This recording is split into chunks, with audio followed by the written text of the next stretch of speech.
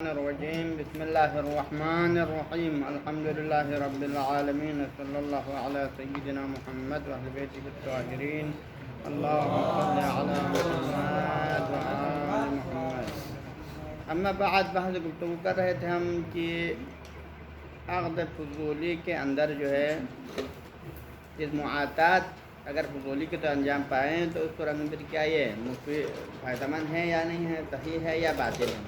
تو مصنف کا رائے یہ ہے کہ وہ صحیح ہے کیونکہ مالک کی اجازت کی قرآن میں معاطات بھی عقد فضولی کی طرح ہے، اور اس کے مقابلے میں صاحب مقابض نے فرمایا تھا کہ باطل ہیں، اور اس بطلان پر انہوں نے بعض دلیل دیا تھا اور اپنے مطلب کی تائید کے لیے شہید اول کی عبارت کو بھی لایا تھا کہ مکرہ اور فضولی دونوں کے اندر مدلول کا قصد نہیں ہوتا بلکہ لفظ کا فقط قصد ہوتا ہے. ٹھیک ہے. مصنف نے کیا فرمایا تھا؟ مصنف نے فرمایا تھا کہ دیکھو قصد جو ضرورت ہے عقد فضولی ہو یا معاطات ہو، ہم جو قصد ضروری سمجھتے ہیں وہ فقط لفظ کے معنی کا قصد ہو تو کافی ہے، اور مدلول کا قصد شرط نہیں ہے. ٹھیک ہے جی. عقد کے مؤثر ہونے کے لیے، عقد کے صحیح ہونے کے لیے عقد کے مدلول کا قصد ہونا نہ عقد کے اندر شرط ہے نہ معاطات کے اندر شرط ہے. آپ کی یہ بات اس وقت درست ہے کہ آپ جو شہید ثانی کے عبارت ہے، شہید اول کے عبارت کو لاتے ہیں کہ اگر ہم مدلول کو بھی شرط سمجھتے ہیں، قصد مدلول کو، تب جا کے تو، لیکن یہ سرے سے شرط ہے نہیں ہے، تو پھر شہید ثانی کی اس عبارت کا ہمارے موضوع سے کوئی تعلق نہیں ہے، شہید کی عبارت کا ہمارے موضوع سے کوئی تعلق نہیں ہے. ہاں البتہ صاحب مقابض کی جو نظریہ ہے کہ بطلان ہے، اس کو ثابت کرنے کے لیے فقط ایک ہو سکتا ہے. کیا ہو سکتا ہے؟ کہ ہم معاطات کے اندر جو معیار و دار مدار کس کو قرار دیں؟ تعاطی کو قرار نہ دے دیں، بلکہ ہم ترازی کو ہی معاطات قرار دیں. ہم کہیں کہ معاطات اصل میں متعاطی نہیں ہے، لینا دینا معاطات نہیں ہے، بلکہ معاطات کیا ہے؟ دو شخص کے ایک دوسرے کے مال پر دوسرے کو مالک بنانے پر رضامندی کا اظہار کرنا، یہ معاطات ہے. تو اس معیار کی صورت میں پھر صاحب مقابض کی بات درست ہو سکتا ہے. کیوں؟ کیونکہ ترازی فقط کس سے ہو سکتا ہے؟ مالکین سے ہو سکتا ہے نا، کہ مالک کو حق حاصل ہے کہ اپنے مال پر دوسرے کو مالک بنانے پر راضی ہوں، اور جب تک یہ بندہ فضولی ہے، غیر مالک ہے، اس کے بس میں نہیں ہے کہ کسی غیر کے مال پر کسی کو مالک بنانے پہ کیا ہو راضی ہو. تو نتیجے میں پھر صاحب مقابض کی بات درست ہو جاتا ہے اگر معیار پر اگر ہم کیا کرا دیں؟ ترازی کو کرا دیں. تو اس طرح میں پھر جو ہے پھر فضولی کی حیثیت کیا رہے گا؟ معاطات میں دار مدار ترازی ہوا، ترازی تو مالکین کا ہے، تو پھر معاطات میں جو ہے وہ لینا دینے کرنے والے جو فضولی کی حیثیت فقط ایک واسطے کا رہے گا، کہ فقط وہ ایک اعلی کار ہے کہ جس کے ذریعے سے ایک کا مال دوسرے کے ہاتھ میں پہنچ جاتا ہے، لیکن اس کا یہ اس عمل سے خود معاطات کی ذات سے جو ربط نہیں ہے. تو نتیجے میں پھر معاطات کب ثابت ہوگا؟ یوں ہی مالک کی استطاعت پر اجازت یوں ہی ثابت ہوگا، پھر وہی اجازت ہی کیا شمار ہوگا؟ معاطات شمار ہوگا. نہ کہ اجازت پہلے سے کوئی معاطات ہوا ہو اور یہ اجازت اس معاطات کے لیے ہوتا نہیں، بلکہ مالک کی رضا ہی وہاں سے آگے یہی معاطات شمار ہوگا. پہلے والا معاطات گویا کہ کل عدم ہوگا. ٹھیک ہے. لیکن آگے مصنف نے فرمایا کہ اگر اس مطلب کو اگر ہم معاطات قرار دیں تو پھر صاحب مقابض کی بات کو ہم بھی مان سکتے ہیں کہ پھر یہ معاطات فضولی واجب ہونا چاہیے.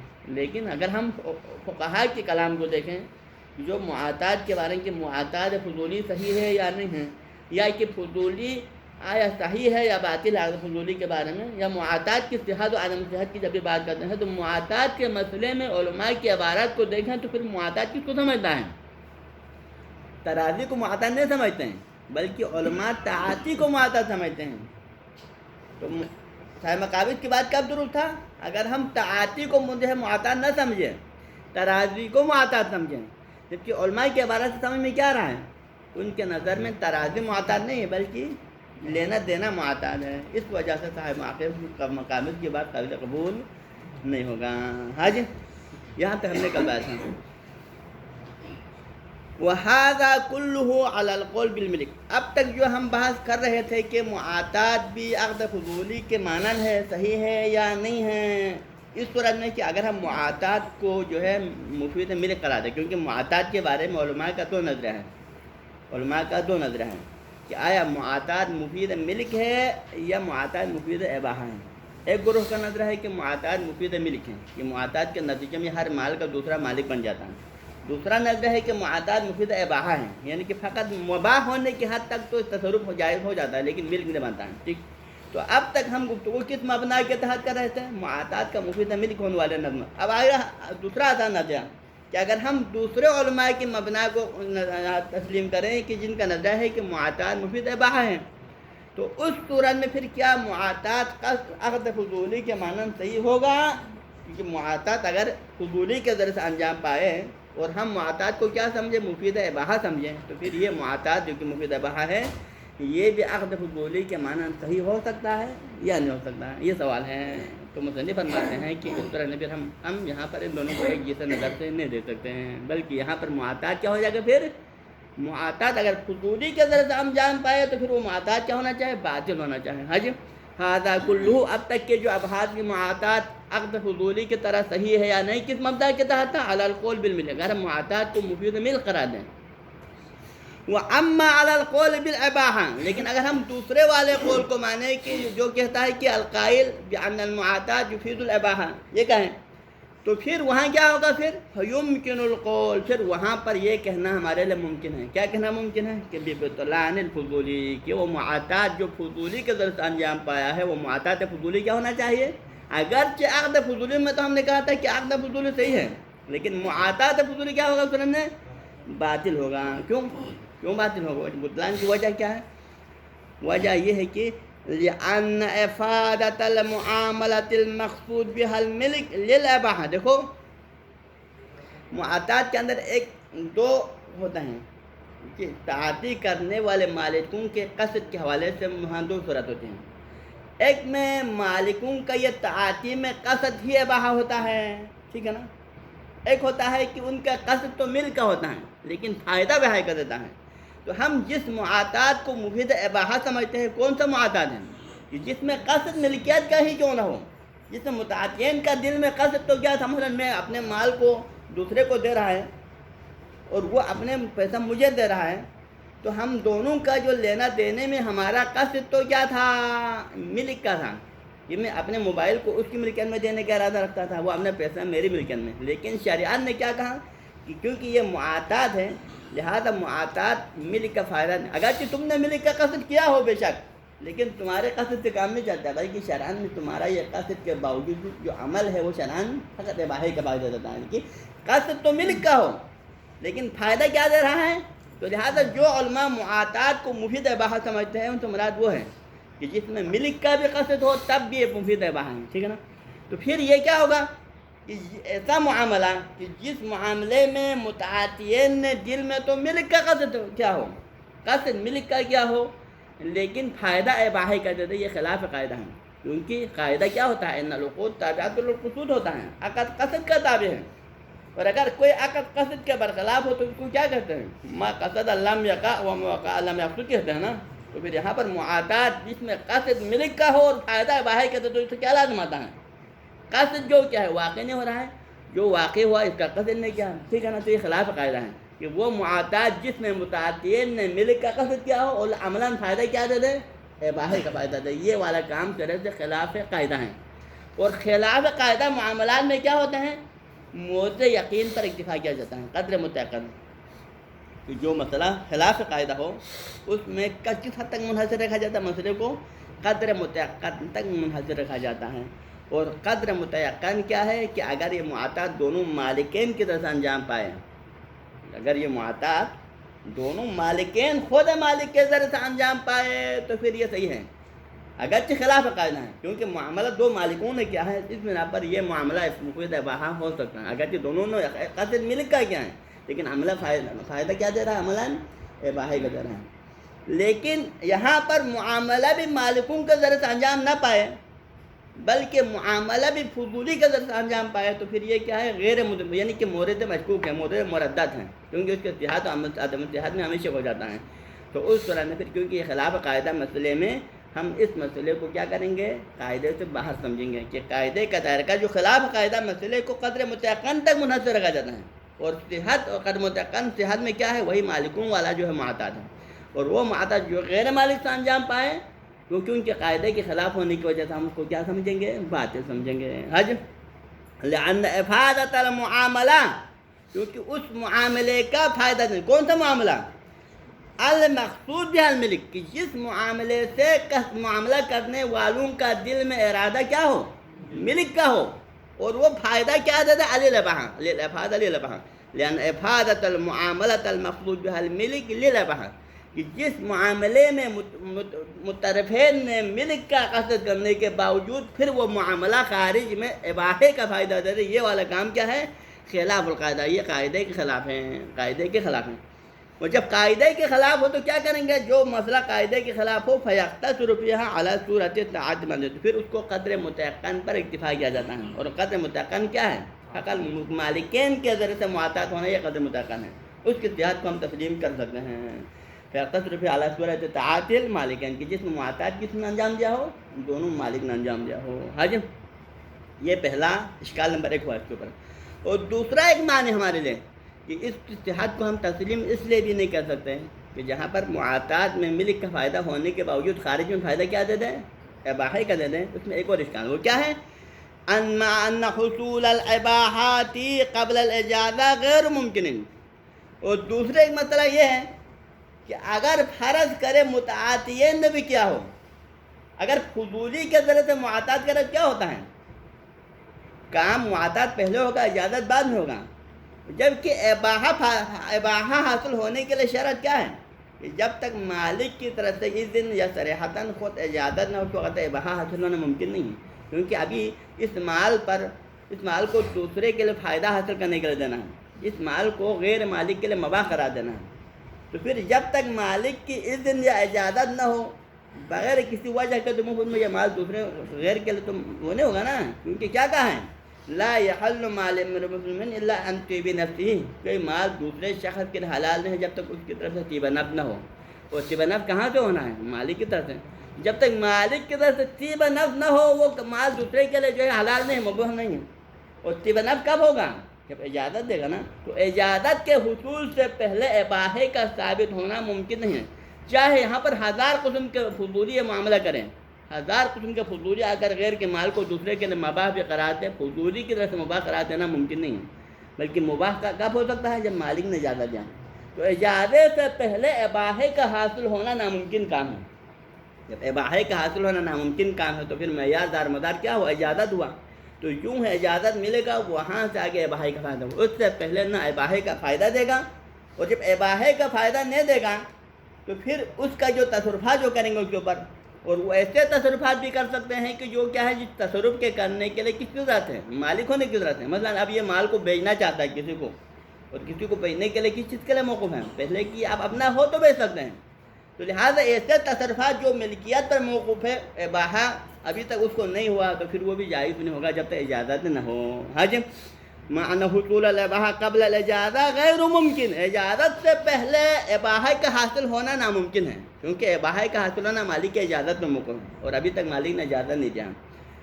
والآثار الاخر، اور اس کے علاوہ اس اباحے کے دیگر جو آثار ہیں جو کہ متصرف، کیونکہ اباحہ ہو تو پھر تصرف کرے گا نا اس میں، اباحے کے بعد آثار ہیں۔ جب ایک مال اس شخص کے اوپر مباح ہوتے ہیں تو مباح ہونے کے کچھ آثار ہیں۔ آثار کیا ہیں؟ اس مال میں تصرفات کر سکتا ہے، یا خود تصرف کر سکتا ہے، یا ایسے تصرفات کر سکتا ہے جو کہ ملکیت، نقل ملکیت کی شکل میں۔ تو لہذا وہ آثار جو دیگر جو اباحے کے آثار ہیں، مثلا کون سے آثار؟ بیع المال علی القول بجواز مثل حدث، مثلا کہ اگر ایک قول کے تحت اس تصرف، یعنی کہ یہاں پر بھی قول ہے کہ اگر کوئی مال معاطات کے ذریعے سے مباح ہو جائے تو تصرفات کی 2 قسم ہیں۔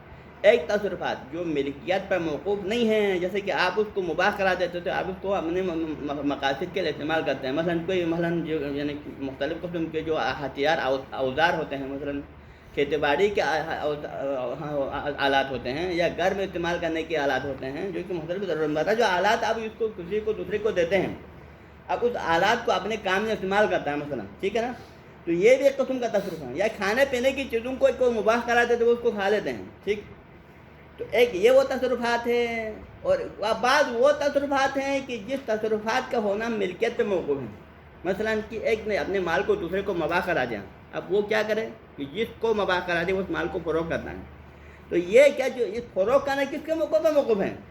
پہلے یہ مالک بننے پہ موقوف ہے نا، کہ اگر آپ اس مال کا مالک بنے، تصرفات المتوقف علی الملک کہا جاتا ہے، تو اس کے اوپر اس کو فروغ کرنے کے لیے آپ پہلے مالک ہونا چاہیے. جب تک مالک نہ ہو اس کو فروغ نہیں کر سکتے ہیں, ٹھیک ہے نا.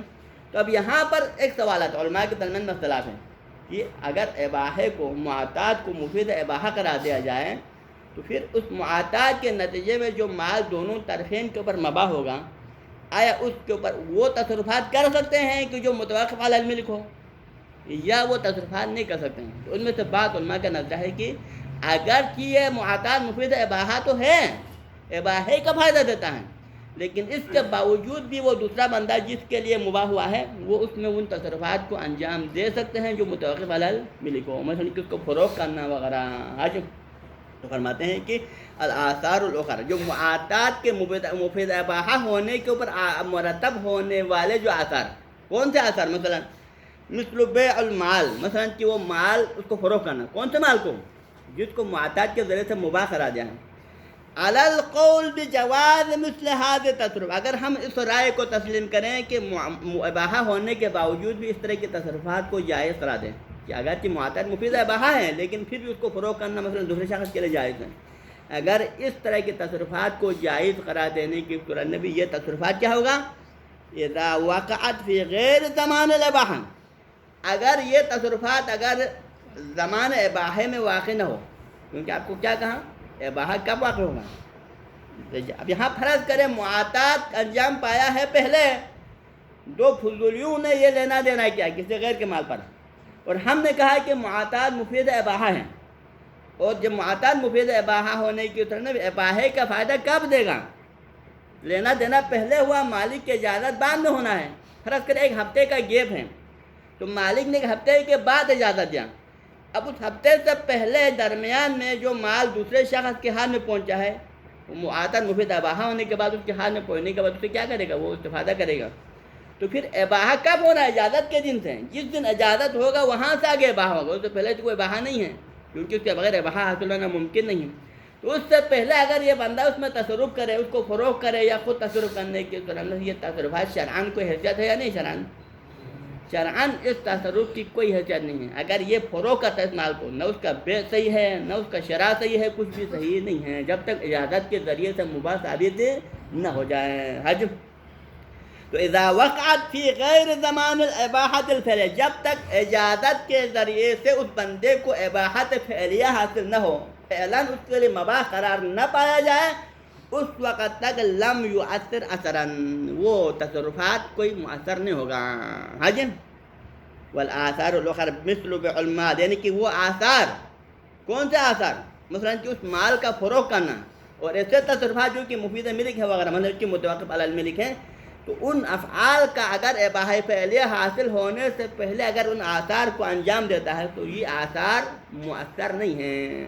اگر فروغ کیا تو کیا, لیکن آپ کا بے فائدہ مند نہیں ہے, کیونکہ مالک کی سب اجازت فعلیہ حاصل نہیں. اگر آپ نے کوئی تصرفات کیا تو آپ کے یہ تصرفات قابل قبول شرعاً نہیں ہیں, کیونکہ جب تک آپ کو اجازت حاصل نہیں ہوگا اس وقت تک آپ کو اباحت فعلیہ نہیں ہے.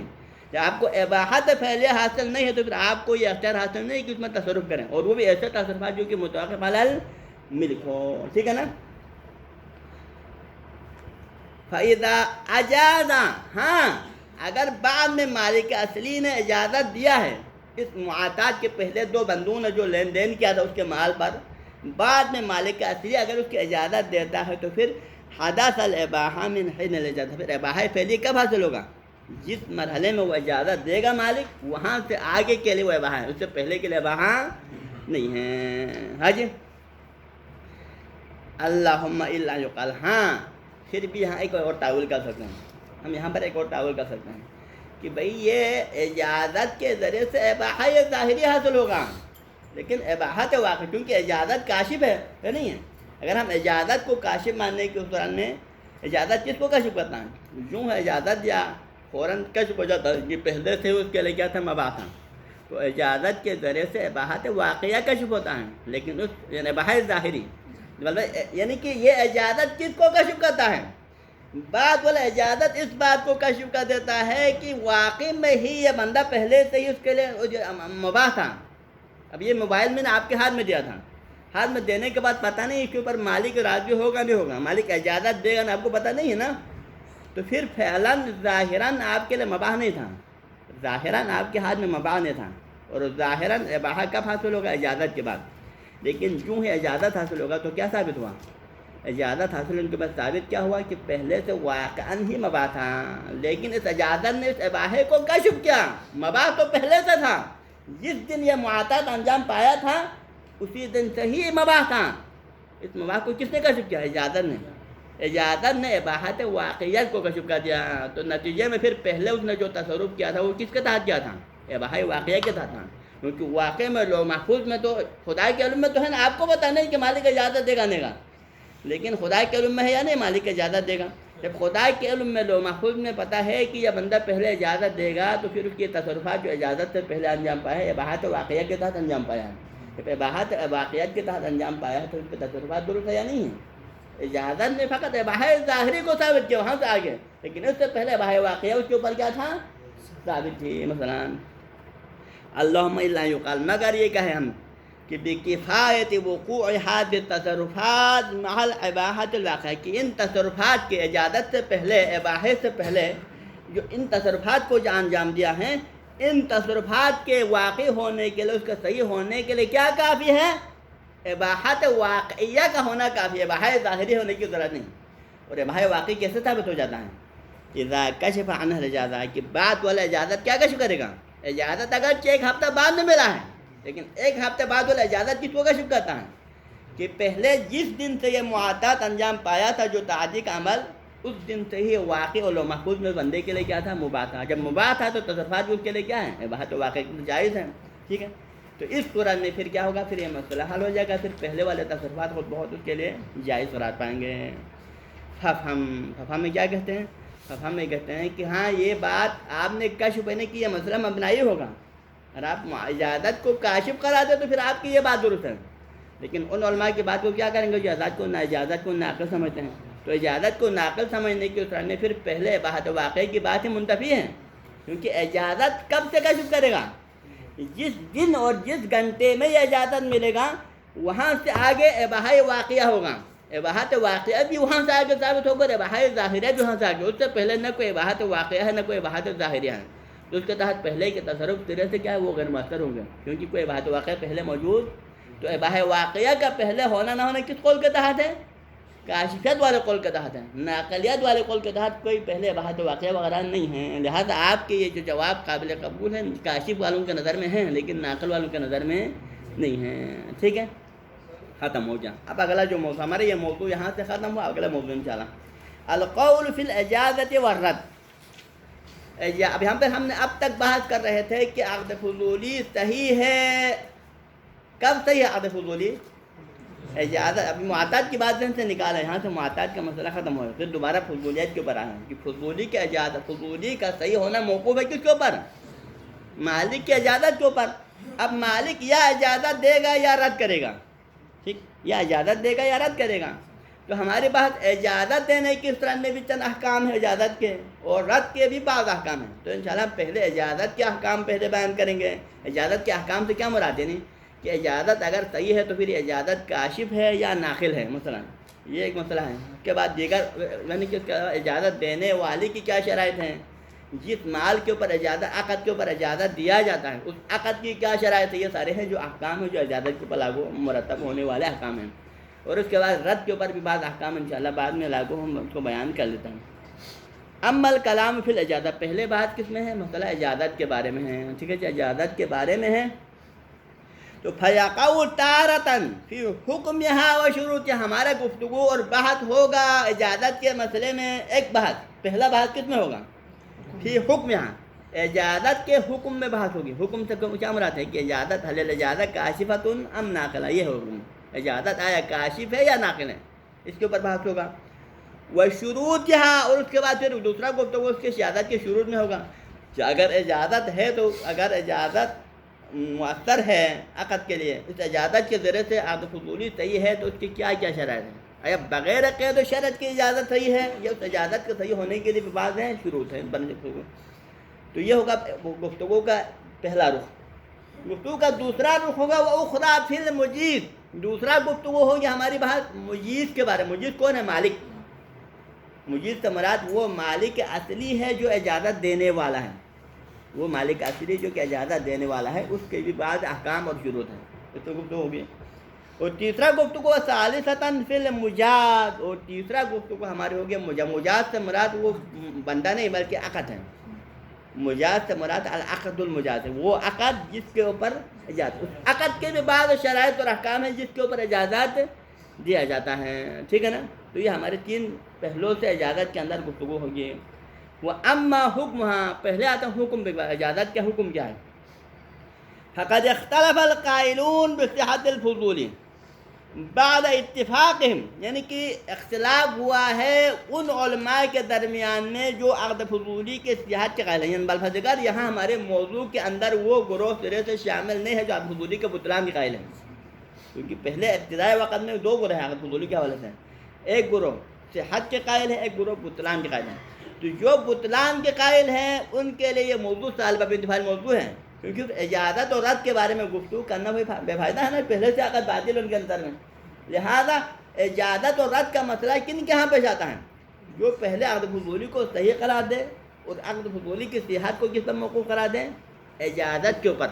2 باتیں، نمبر 1 عقد فضولی کو صحیح مانیں، اور دوسرا اس کی صحت کو اجازت کے اوپر موقوف قرار دیں. تو ان 2 شرط کے تحت ہمارا گفتگو چل جائے گا پھر اجازت کے احکام، اجازت کاشف ہے یا ناقل ہے. حج فقد اختلاف القائلون بصحت الفضولی، عقد فضولی کے صحت کے جو قائلین ہیں، جو صحت کو ماننے والے ہیں، ان کے درمیان میں اختلاف ہوا ہے بعد اتفاق ہے، حالانکہ ان کے ہاں ایک مسئلے میں اتفاق ہے، ایک بات میں ان سب کے درمیان میں اتفاق ہے. کس بات اتفاق ہے؟ علی توقفها علی الاجازہ، کہ عقد فضولی صحیح ہے اور وہ اس کی صحت کس بات پر موقف ہے؟ اجازت پر. سب کا اتفاق ہے، جتنے بھی عقد فضولی کے صحت کے قائلین ہیں 100% اس بات پر متفق ہے کہ بغیر شرط کے صحیح نہیں ہے، بلکہ اس کی صحت موقوف ہے اجازت. اگر مالک کی اجازت ہو تو صحیح ہے وإلا نہیں، اس میں سب کا اتفاق ہے. لیکن اس اتفاق کے بعد اختلاف کس میں ہے؟ فی قول اختلاف سے مربوط ہے، یہ جار جو متعلق ہے اختلاف ہے. اختلاف القائلون فی، یعنی کہ اتفاق ہوا ہے اس کے صحت اجازت پر موقوف ہونے میں. اس کے بعد اختلاف ان کے درمیان میں واقع ہوا ہے. کس میں اختلاف ہوا ہے؟ فی کونہا کاشفتاً او ناقلہ، کہ آیا اگر یہ اجازت پر موقوف ہے عقد فضولی کے صحت تو پھر اجازت کی کیا حیثیت ہے؟ آیا اجازت کاشف ہے یا ناقل؟ یعنی کاشف ہونے کا مطلب کیا ہے؟ آپ سوال کریں گے نا، جو کہتے ہیں کہ اجازت کاشف ہے یعنی کیا مراد ہے کاشف ہونے سے؟ کہ کیا مراد ہو سکتا ہے؟ بمعنی کاشف ہونے کے اس سے مراد یہ ہوتا ہے کہ انہو یحکم بعد الاجازہ، اجازت حاصل ہو گیا، فرض کرے مالک اصلی نے اجازت دے دیا، تو مالک کی اجازت ہونے کے بعد پھر ہم حکم لگائیں گے. کیا حکم لگائیں گے؟ بحصول آثار العقد، کی پہلے 1 مہینہ پہلے جو عقد واقع ہوا تھا اس عقد کے آثار مرتب ہو گیا تھا. کب سے؟ من حین وقوع العقد، اجازت کے دن نہیں. یکم فرض کرے 1 جنوری کو عقد ہوا ہے، 1 فروری کو اجازت ملا ہے. ابھی 1 فروری کو مالک کی اجازت آنے سے پہلے ہمیں پتہ نہیں تھا کہ پہلے جو عقد کی حیثیت کیا ہوا، یہ عقد نقل ملکیت کا فائدہ دے رہا ہے نہیں دے رہا ہے، کچھ پتہ نہیں تھا نا. اور جب 1 فروری آ گیا اور مالک اصلی نے اجازت دیا تو یوں ہی 1 فروری کو مالک اصلی اجازت دے گا. اس کی اجازت اس بات کو ثابت کرے گا کہ عقد کب سے صحیح تھا؟ 1 جنوری کو جس دن سے یہ عقد وجود میں آیا تھا اسی دن سے عقد واقع ہو چکا تھا، عقد انجام پا چکا تھا، اور نقل ملکیت اسی دن ہی انجام پایا تھا. جب نقل ملکیت اسی دن ہی ہوا تھا تو پھر اس سے اور اجازت کے درمیان میں جو تصرفات اس نے انجام دیا وہ بھی صحیح تھا. ٹھیک ہے. یہ انہو یحکم، حکم دیا جائے گا بعد الاجازہ، اجازت آنے کے بعد. کیا حکم لگائے گا؟